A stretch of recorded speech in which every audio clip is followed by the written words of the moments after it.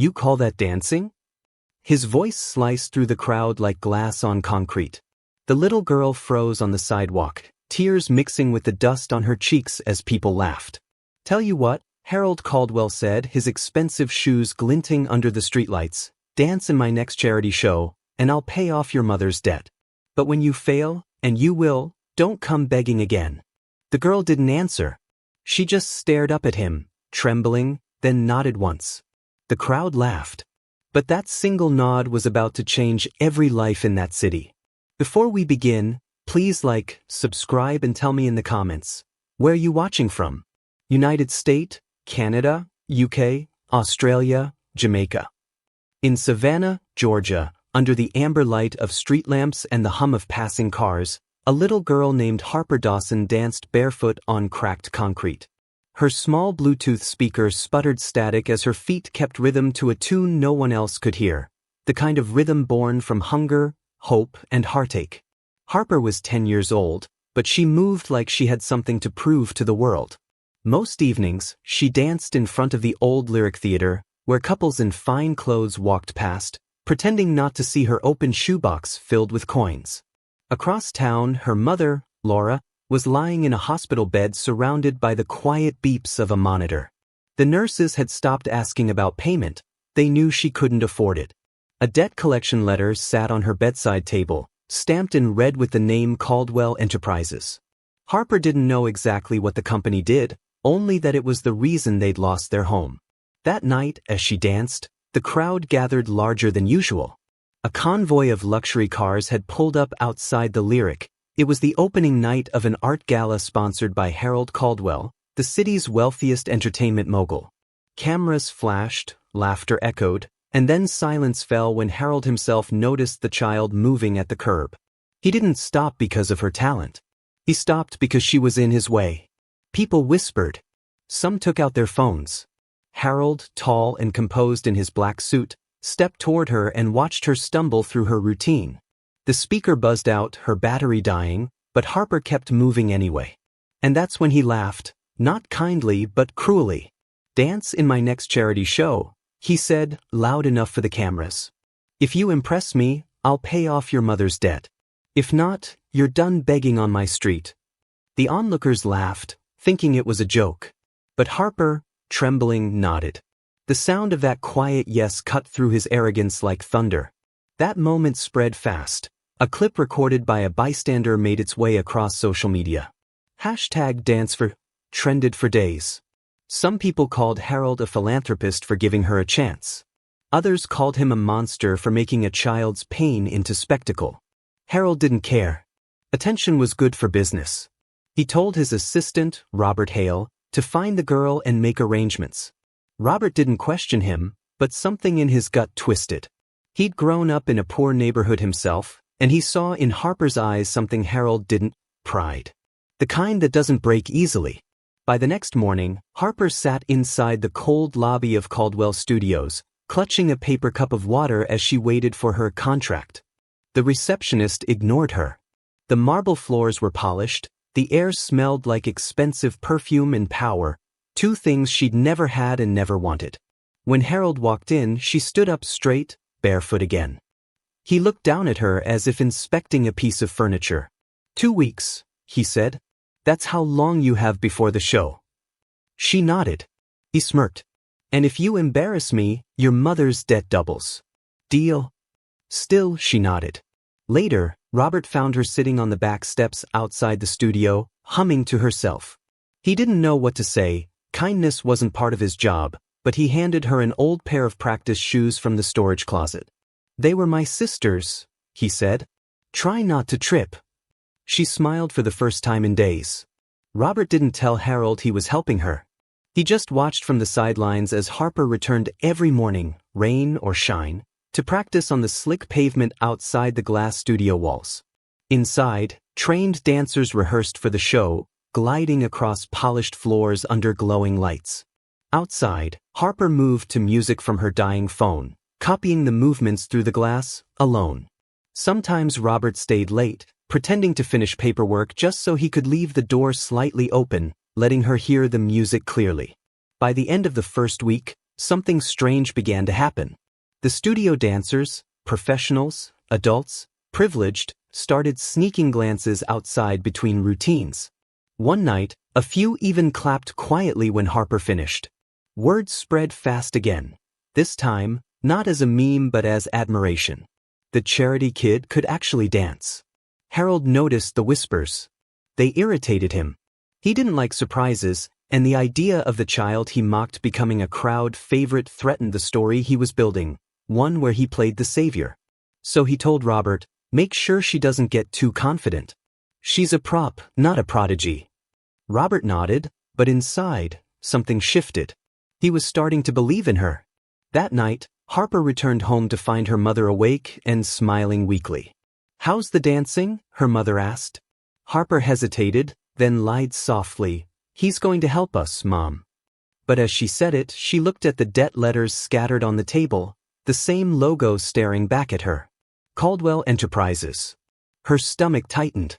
Somewhere deep down, she began to suspect that the man who promised to save them might also be the one who broke them in the first place. And that suspicion, that quiet, unspoken realization, was the spark that would burn through everything that came next. Sometimes, the people with the least power carry the most grace. And sometimes what the world calls a chance is just another way of testing the strong. If you've ever had to prove your worth to someone who doubted you, stay. Subscribe. Because what happens next will remind you that no one can take your light unless you let them. The mornings in Savannah felt colder now, though the weather hadn't changed. Maybe it was nerves. Maybe it was exhaustion. For Harper Dawson, every sunrise meant one thing: another day to prove she was more than a punchline in a billionaire's story. Each morning she arrived at Caldwell Studios long before anyone else. She'd unlock the side gate quietly with a borrowed key from Robert and slip into the practice hall before the dancers came in. The studio lights flickered to life, reflecting her small figure in the mirrored walls. A barefoot child in second-hand clothes, spinning across a floor meant for stars. She practiced until her body trembled. The blisters on her feet had turned to calluses, and her hands had learned to press against the floor to keep balance. Robert sometimes brought her water, watching quietly from the doorway. He wasn't supposed to be there, and she wasn't supposed to exist in that space, but both of them understood something. They were building something bigger than rules. Harold Caldwell didn't pay her much attention those first few days. He was busy approving stage designs and rehearsing his charity speech for the upcoming gala. The event was less about generosity and more about reputation, a chance for the city's elite to praise him for giving back. Behind the press smiles, Harold's empire was struggling. His entertainment conglomerate had been accused of exploiting small artists and raising fees on community programs, but his PR team kept it buried. And in one of those buried files was the name Laura Dawson, Harper's mother. Robert discovered it accidentally. He'd been reviewing old payment records when he noticed the familiar name. Laura had been an instructor at a small dance academy that went bankrupt years ago after Caldwell Entertainment bought the building. They'd raised rent by 400% overnight, forcing the school to close and leaving dozens of families, including Laura's, in debt. Robert stared at the file for a long time, the irony burning through him. The man who had ruined the Dawsons was now pretending to save them. He printed the file quietly and slipped it into his jacket. Meanwhile, Harper's progress was undeniable. By the end of the first week, her movements flowed like music. She studied every dancer she could, copying their steps, then twisting them into something raw and honest. One afternoon, the senior choreographer, Miss Harlan, caught her practicing after hours. At first, she scolded her. But when Harper apologized and began to leave, the woman stopped her. "Show me what you were doing," she said. Harper hesitated but obeyed. She danced barefoot, silently with no music, just rhythm and breath. When she finished, Miss Harlan said nothing for several seconds. Then softly, "You've got what they can't teach." After that day, the staff stopped ignoring Harper. Some offered pointers. Others simply watched in quiet respect. Even the dancers who had mocked her began leaving water bottles near her mat. The story that started as a cruel joke was shifting, and Harold could feel it. A week before the show, Harold called Robert into his office. Too many people are talking about that kid, he said sharply. I wanted sympathy, not stardom. Robert kept his tone neutral. She's good, sir. People are inspired by her. That's the problem, Harold snapped.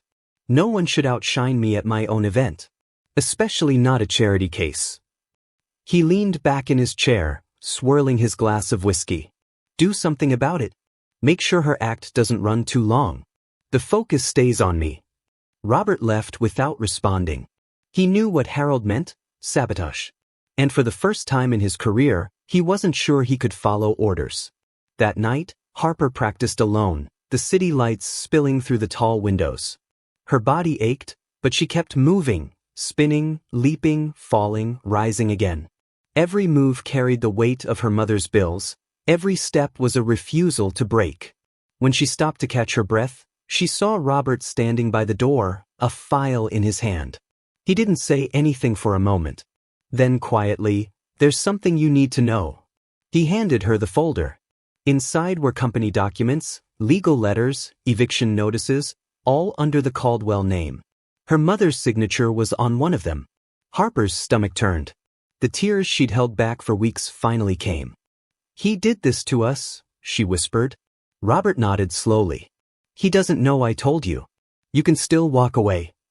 She closed the file. No, she said, voice shaking. I'm going to dance. But not for him anymore. The next morning, Robert noticed something different in her movements. She no longer danced to impress. She danced like someone who had decided to fight with beauty instead of anger. Her steps were sharper, her balance perfect, her timing alive. The other dancers stopped mid-rehearsal just to watch her. Even Miss Harlan whispered, that girl could move the world if she wanted to. By afternoon, social media caught fire again. A leaked clip showed Harper practicing a contemporary piece, barefoot, tears in her eyes, moving with emotion no professional could imitate. The internet called her the girl who dances for debt. Harold was furious. I told you to control the narrative, he yelled at his PR director. Now she's stealing my show before it even starts. He turned to Robert, eyes cold. If she embarrasses me at that gala, her mother's debt triples. Make sure she understands that. Robert said nothing. But as Harold stormed off, he pulled out his phone and sent Harper a text. Whatever happens, don't stop dancing. No matter what. On the night before the gala, Harper visited her mother in the hospital. She didn't tell her about the threats or the files. She just held her mother's hand and whispered, tomorrow's for you. Her mother smiled weakly. Then tomorrow will be beautiful. Harper left quietly, carrying her costume, a simple white dress with frayed edges, one she'd stitched herself. Back at the studio, she stood alone on the empty stage. The lights dimmed, the floor cold beneath her feet. In the silence, she whispered to herself, he can't buy this. Not my heart. The next morning, the stage crew prepared the theater for the gala. Reporters lined the red carpet. Guests arrived in tuxedos and sequins. And in a small, dark control room above the stage, Robert found something that froze him. The sound engineer had been given new instructions.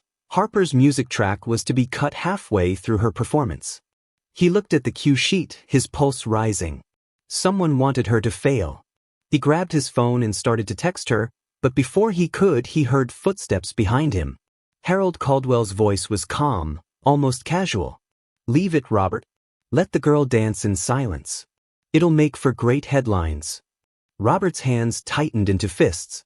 He looked down at the stage where Harper stood waiting, unaware of what was coming. The lights dimmed. The curtain rose. And the first notes of her music began to play, for what might be the last time. The Grand Theater in downtown Savannah buzzed with laughter, chatter, and champagne. Camera flashes painted the air as the city's elite filled the red velvet seats, ready for Harold Caldwell's annual charity gala, an event designed to make him look like the savior of struggling artists. Backstage, Harper Dawson stood in her white dress, hands shaking slightly as she adjusted the thin ribbon around her waist. The noise of the crowd drifted in, the sound of wealth, of judgment, of eyes waiting to decide whether she was entertainment or embarrassment. She tried to steady her breathing, repeating the rhythm in her head. 1, 2, 3, spin. Her body remembered what her mind tried to forget, that this was about her mother, not them. Robert found her near the curtain, holding a clipboard and trying not to look nervous. He wanted to tell her about the sabotage, to warn her that the music would cut halfway through. But Harold's men were everywhere, and one wrong word could destroy both of them. So he just said softly, "Whatever happens, keep going." She nodded, eyes full of quiet fire. The announcer stepped onto the stage. "Ladies and gentlemen, please welcome the youngest performer ever to grace the Caldwell Gala, Miss Harper Dawson." The applause was polite, shallow. The audience leaned forward, some curious, some smug. A few whispered bets about how long before she froze or fell. The lights dimmed, the music began, and Harper stepped into the spotlight. Her first movements were hesitant, like a butterfly testing its wings. But within seconds, her nerves faded, replaced by something pure and defiant. Every turn, every stretch carried the weight of her pain and the grace of her hope. Robert watched from the control room, breath held. Even Harold, sitting in the front row, leaned slightly forward, not out of admiration, but disbelief. The child he mocked was captivating hundreds. Halfway through, it happened. The music stopped. The sudden silence hit like a slap. The audience murmured in confusion. Someone at the soundboard feigned a technical error. Harold smiled faintly, swirling his drink. Robert's hands hovered over the switch. He could fix it. But if he did, Harold would know. Down on the stage, Harper froze for a heartbeat. She looked toward the wings, saw Robert's pale face, and in that moment she understood. They were trying to break her. She straightened slowly, bare feet sliding against the polished wood. Then, without hesitation, she began to move again. No music. No rhythm. Just silence, and the sound of her body breathing against the still air. The first few rows shifted uncomfortably. Some laughed. But then something changed. Her movements weren't random. They were deliberate, painful, beautiful. Every motion told a story, of a child fighting to be seen, of a mother in a hospital bed, of injustice turned into art. The silence became its own melody. Robert felt tears sting his eyes. He wasn't alone. The murmurs stopped. Even the staff backstage stood frozen, watching this small girl command the room without a single note of sound. Harold's smirk faltered. He didn't understand what was happening. He'd built a career controlling people's attention, and now, this barefoot child had stolen it from him completely. By the time Harper reached the final pose, the theater was utterly silent. Then came the sound, one clap. Then another. Then an avalanche. The applause shook the room. People stood. Reporters snapped photos. The audience wasn't clapping for pity, they were clapping for truth. Backstage, Harper collapsed to her knees, exhausted and trembling. Robert ran to her, grabbing her hand. "You did it," he whispered. She smiled faintly. "Did I?" "You didn't just dance," he said. "You made them feel again." But the celebration didn't last long. While Harper caught her breath, one of the tech crew handed Harold his phone. "You need to see this, sir." Harold's jaw clenched. On every social platform, clips of Harper's silent performance were already going viral. The hashtags flooded in. Hashtag Silent Grace, hashtag Dance of Truth, hashtag Caldwell Exposed. People weren't praising him for giving her a chance. They were condemning him for exploiting her in the first place. His empire's image was crumbling in real time. He stood abruptly, muttering something to his assistant, and pushed his way backstage. When he saw Harper surrounded by staff congratulating her, something snapped inside him, not anger, but panic. For the first time in years, he felt small. "Everyone out," he ordered. The room fell silent. Robert hesitated but left slowly, standing just outside the doorway. Harold knelt down to Harper's level, voice cold. "You think this changes anything? You embarrassed me. You turned my stage into your pity show." She looked up at him, eyes steady. "It wasn't your stage tonight." His hand tightened into a fist, but then he caught himself. Cameras were still nearby. He forced a smile that didn't reach his eyes and walked away. Robert entered again, finding her sitting quietly. "Did he hurt you?" She shook her head. "No. But he's angry." Robert sighed. He's scared, Harper. There's a difference. Before he could say more, one of the stagehands rushed in. Something's wrong, it's your mom. She collapsed at the hospital. The world blurred. Harper didn't even grab her shoes. She just ran, through the backstage door, out into the night, past the crowd still chanting her name. Robert followed close behind, waving for a cab. By the time they reached the hospital, the waiting room was full. Harper pressed her face against the glass of the ICU window, tears streaming down. Her mother lay unconscious, pale and still. The nurse touched her shoulder gently. She needs rest. Stress made her heart worse. Harper whispered, I did this to her. I shouldn't have danced. Robert knelt beside her. No, kid. You didn't hurt her. You showed her you're strong. That's the only thing that keeps her fighting. She didn't answer. She just leaned against the window, staring at the fragile woman who'd given her everything. That night, outside the hospital, Robert checked his phone. His inbox was flooded, messages from reporters, producers, and legal departments. Someone had leaked the files he gave Harper, proof that Caldwell Enterprises had caused the Dawson family's debt. The world was turning against Harold faster than he could react. Inside, Harper sat by her mother's bed, whispering softly, He can't buy us anymore, Mum. Not with money. Not with shame. The heart monitor beeped steadily beside her, slow but strong.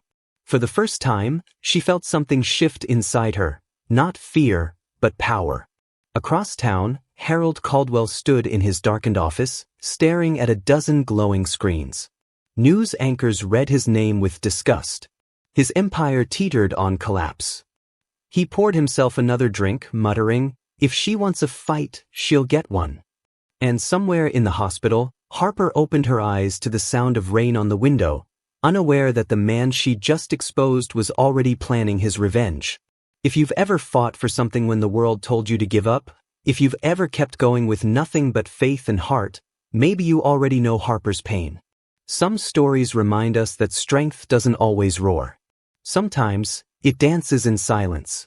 Subscribe and stay with me, because what comes next will test everything she's fought for. For 2 days, the story ruled the news cycle. Headlines flashed across every screen. Little girl destroys billionaire's charity image. Caldwell's exploitation exposed by viral dance. What had been a cruel challenge became a national conversation. Harper's performance was hailed as art born from injustice.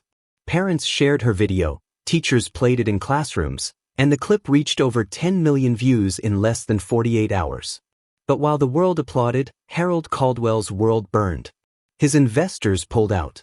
His studio license came under review. Sponsors withdrew funding from his entertainment network. For a man who spent his life building power, losing control wasn't just humiliating, it was unbearable. And he knew exactly who to blame. That evening, inside his office tower overlooking the Savannah River, Harold met with his attorney. Can we discredit her? He asked coldly. The lawyer hesitated. She's a minor, sir. The optics. I didn't ask about optics, Harold snapped. I asked if it's possible. The attorney shifted uncomfortably. There's one way. Her mother still owes money. If the hospital debt's transferred to a private collector, they could technically. Harold didn't wait for him to finish. Do it. He turned toward the window, watching lightning flash across the skyline. She embarrassed me in public. Let's see how she handles private pain. 2 days later, Harper came home from the hospital to find 2 men in suits waiting outside their small apartment. One held an envelope, the other carried a clipboard. Laura Dawson? One asked. Her mother nodded weakly, clutching the doorframe. Your outstanding medical debt has been acquired by Caldwell Holdings. Effective immediately, payment is due in full. Harper's heart dropped. What? He said, he promised. The man simply handed her a paper. We just follow instructions. They walked away as the rain began to fall. Her mother sank to her knees, sobbing quietly. Harper held her, feeling the helplessness surge like a storm she couldn't stop. For the first time, she wondered if dancing had been a mistake. Across town, Robert sat in a diner with his laptop open. He saw the same notice appear in an internal memo, Caldwell Holdings had seized multiple small debts connected to families who'd spoken against him. It wasn't just revenge. It was war. He rubbed his face, feeling the guilt build. He'd helped this machine for years, telling himself it was business. Now, watching Harper's name buried among legal documents, he realized it was personal. He opened a new email and started typing. To the Savannah Ledger, Local Investigative Desk. Subject, you want proof? Caldwell's empire is built on stolen lives. He attached every document he had, every file, every receipt, every erased transaction. Then he hit send. For the first time in years, he didn't feel afraid. By morning it was everywhere. The Savannah Ledger broke the headline before dawn. Whistleblower exposes Caldwell's exploitation scheme. Miner's viral performance was tip of the iceberg. Within hours, it spread to national outlets. Reporters camped outside Caldwell Studios. Protesters lined the gates. Harper saw it on TV while sitting beside her mother's hospital bed. The anchor read Robert's statement aloud, his name revealed, his evidence undeniable. Her mother whispered weakly, "He risked everything." Harper's eyes filled. "He did it for us." But beneath the gratitude was fear. She knew what Harold Caldwell was capable of. And she was right to worry. That night, Robert received a call. A blocked number. A slow voice on the other end said, "You should have stayed quiet." Then the line went dead. He closed his blinds and sat in the dark, his mind racing. He wasn't scared for himself, he was scared for Harper and Laura. He called the hospital, but Harper had already left. Harper walked alone along the riverfront that night. The city lights shimmered in the water as she replayed everything in her mind. Her humiliation, her dance, her brief moment of triumph, and now, this crushing backlash. She wondered if maybe people like her weren't meant to win. Then, across the water, she saw flashing lights, news vans, crowds, chants. People were gathering near the theater again. Protesters, artists, dancers, all holding signs that said, "We stand with Harper. Truth can't be bought." Her breath caught. The city wasn't turning away from her. It was rising with her. She wiped her tears, straightened her jacket, and walked toward the noise. Inside his glass tower, Harold poured another drink. The city outside his window was a sea of headlights and chants. His phone buzzed endlessly, lawyers quitting, deals collapsing, board members resigning. He tried to drown it all out, but then he saw it on TV. Harper, standing in front of the theater with reporters, speaking into microphones, her small voice calm and certain. Mr. Caldwell tried to buy silence with fear. But people don't stay quiet when truth dances in front of them. The camera zoomed in. Her words landed like thunder. "He said my mother's debt was mine to carry. But I've learned something, you can't owe someone your soul." The crowd roared. For the first time, Harold saw what true power looked like, and it wasn't his. Later that night, Harper returned to the hospital. Her mother's condition had stabilized slightly, but the doctors warned her recovery would be slow. Robert arrived just before midnight, exhausted and pale. He'd lost his job, his home, and maybe his safety, but when he saw Harper smile faintly, it was enough. "You did this," she said softly. "You made them listen." "No," he replied, shaking his head. "You did. I just hit send." But the peace didn't last. At 2:37 a.m., Robert's phone buzzed. A known number. He answered. A voice whispered, "He's not done yet." Then the line went silent. He rushed to the window. Down on the street, a black car idled across from the hospital entrance. He didn't say a word, just grabbed his coat and ran. As Robert sprinted through the hospital corridors, he saw the car doors open and two figures step out. One carried a briefcase. The other carried a document marked custody motion, Caldwell Holdings versus Dawson. Harold wasn't just coming for their dignity anymore. He was coming for the child herself. By dawn, the hospital was surrounded. News trucks, protesters, and supporters gathered as word spread that Caldwell Holdings had filed for emergency custody of Harper Dawson, citing financial incapacity and parental negligence. The same man who mocked her for being poor now claimed she was better off under his guardianship. Inside, Harper sat by her mother's bedside, clutching her hand. Laura's breathing was shallow but steady. Robert stood near the window, phone pressed to his ear, speaking with a reporter. Judges don't sign overnight custody transfers unless there's power behind them, he muttered. He's trying to use the system before it collapses on him. Harper whispered, "He can't take me." Her voice trembled, not from fear, but disbelief. After everything she had survived, this was the final cruelty, to turn her story of resilience into paperwork. At 9 a.m., the hospital doors opened. 2 lawyers and a social services officer entered, followed by Harold Caldwell himself, clean-shaven, calm, hiding behind designer glasses and a fake smile. "Good morning," he said coolly. "Let's keep this civil." Robert stepped forward, blocking him. "You've already taken everything. Leave her alone." Harold's smirk didn't waver. "I'm correcting a mistake. The child's mother is incapacitated. I can offer stability, education, opportunity. I'll raise her like my own." Harper looked straight at him. "You don't raise people. You buy them." For the first time, something flickered behind his eyes. Shame, maybe, or the beginning of it. The officer hesitated. "Sir, this case is already under review by family court. The emergency petition is pending. We can't move the child until the hearing." Harold turned sharply. "Then schedule it now." But before he could leave, a nurse burst in holding a tablet. "You should see this," she said breathlessly. She handed it to Robert. A live news feed was playing, a congressional ethics hearing in Atlanta. The Savannah Ledger's documents had reached federal investigators. Caldwell Holdings was officially under fraud investigation for predatory contracts, illegal foreclosures, and asset manipulation. The entire room went silent. Harold's name scrolled across the bottom of the screen in red. Entertainment magnate Harold Caldwell facing criminal inquiry. Robert looked up slowly. "You're finished." Harold didn't respond. His phone began vibrating nonstop. Board members, lawyers, investors, every bridge burning at once. He turned toward the door, but cameras were already there. Reporters shouted questions as security escorted him out. 3 weeks later, Harper stood on a smaller stage, not in a gilded theater, but inside a community center rebuilt through donations from across the country. The banner above her read, "Dance for Hope, Every Step Matters."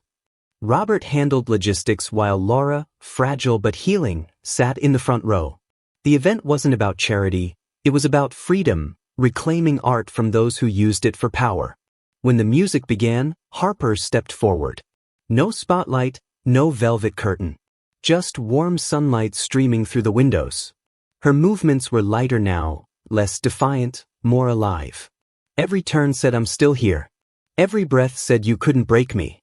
And when she finished, the audience stood, neighbors, teachers, strangers, all clapping not for a viral moment but for a child who'd turned humiliation into healing. That evening, Robert received a message on his phone. Caldwell pleads guilty, assets seized to repay victims. He showed it to Laura, who simply nodded. God always balances the scales, even if it takes time. Harper joined them on the steps outside, looking at the fading orange sky. "He wanted to buy my silence," she said softly. "But silence doesn't belong to anyone." Robert smiled faintly. "So what's next for you, Harper Dawson?" She looked down at her worn shoes and then back at him. "Teach other kids to dance. The ones who think their voice doesn't matter." Weeks later, a letter arrived from a foundation in New York, a full scholarship to study performance and education. The letter mentioned how her story had inspired thousands. Tears welled in her mother's eyes. "Looks like the world finally saw you for who you are." Harper hugged her. "For who we are." Months passed. Caldwell's empire crumbled. His mansions sold at auction. His studios reopened under new leadership focused on community outreach. Robert testified before Congress, his courage praised as an act of integrity. And Harper's video became part of a national campaign about art as resistance, her dance shown in schools across the country. Yet she never forgot that night when everything went silent and she had to keep moving. She often told students, "When the music stops, that's when you find out who you really are." 1 year later, she stood again on stage, this time at a benefit gala for children's hospitals. As the crowd applauded, she spotted her mother in the front row, hands clasped in prayer. Robert was beside her, beaming proudly. When the music began, Harper danced her story one last time. The fall, the rise, the forgiveness. And as the final note faded, she looked upward and whispered, "This is for the little girl who refused to quit." Sometimes, the cruelest people teach us the meaning of grace.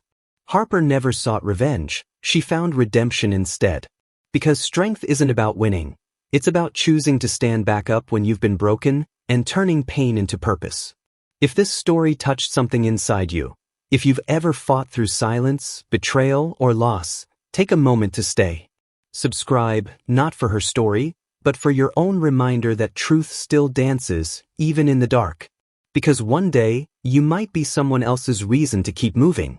Moral: no amount of money can own a soul that was born to shine.